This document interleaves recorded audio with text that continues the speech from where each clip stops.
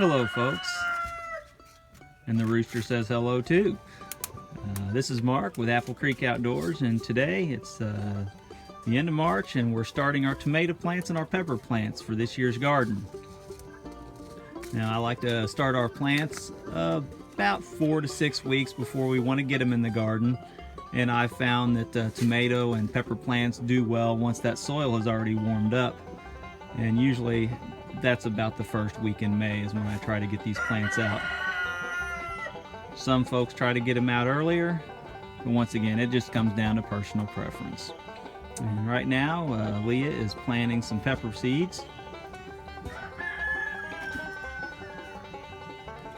And you can see here, you can see that many of the cells in these have multiple seeds, 2 in a lot of them, and some of them have 3 or 4 seeds.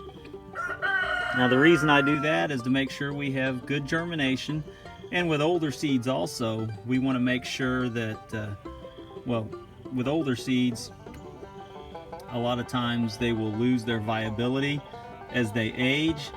So if I have seeds that are 2 to 3 or 4 years old, I'll increase the amount of seeds that I plant proportionately. Usually like 2-year-old seeds, I will plant 3 per cell. 3-year-old seeds, I'll plant 4 or 5 per cell. And after that, it's just a better idea just to buy fresh seed. And you can see too, we've labeled all the cells with what varieties we're planting here. And we are using just a regular potting mix. As you can see there, just a Miracle-Gro potting mix. And just any regular spring potting mix will work. Any potting soil will work for this. Now just to give you an idea of the whole process, we purchased these cell containers and then the potting mix, and then we just pour the potting mix over the top, level it out, and then I like to go through and firm up the potting mix. Now we've already done this in these cells, but I like to plant the seeds on a fairly firm seed bed. You don't have to press real hard, but just enough to firm it up. And whenever you're planting the seeds, you've got to remember that the seeds a lot of times will need a little bit of sunlight in order to germinate.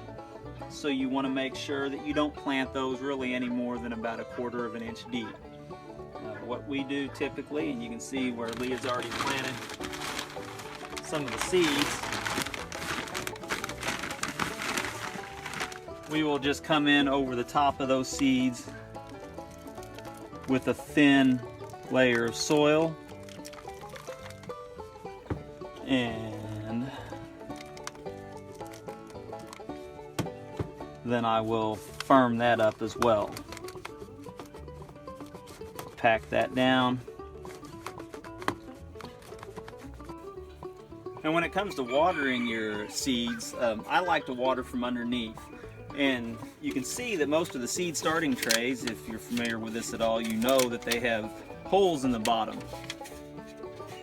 Now what I like to do, especially for the first couple waterings, is I will place these seed containers in one of these flats that does not have holes. You can see there are no holes in this one. This is an old one that does have holes. You don't want to use these.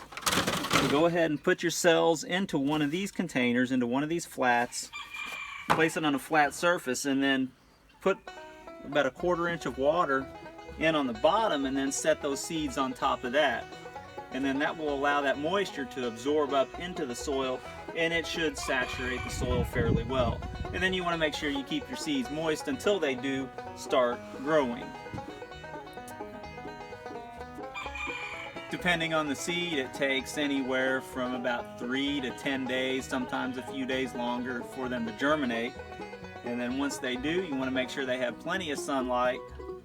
And also, it's not a bad idea, if the temperature is cooperating, to let those seedlings see some or feel some fresh air, because the wind blowing and the temperature fluctuation of day and night will help them sturdy up, firm up their stems, so they don't just fall over whenever you transplant them in your garden.